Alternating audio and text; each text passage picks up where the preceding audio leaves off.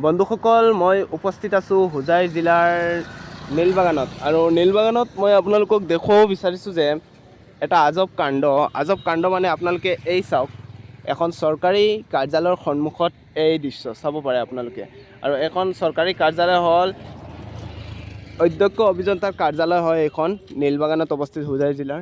আৰু কাৰ্যালয়ৰ সন্মুখৰ দৃশ্য আপোনালোকে চাব পাৰিছে।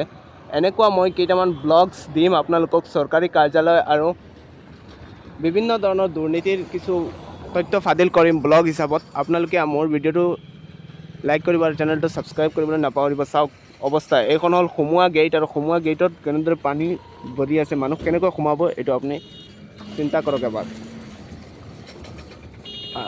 আৰু আপোনালোকে দেখিব পাৰিছে কেনেকুৱা পানী, মানুহ সোমোৱাটো দূৰৰ কথা, জীৱ জন্তু ইয়াত সোমাব নোৱাৰিব। এখন ঠিক হোজাই জিলাৰ নীলবাগানত অৱস্থিত, নীলবাগানৰ সন্মুখতেই আছে এইখন, আপোনালোকে দেখিব পাৰিছে। তেনেহ'লে ভিডিঅ'টো যিমান পাৰে শ্বেয়াৰ কৰিব আৰু আমাৰ চেনেলটো ছাবস্ক্ৰাইব কৰিবলৈ নাপাহৰিব। ধন্যবাদ।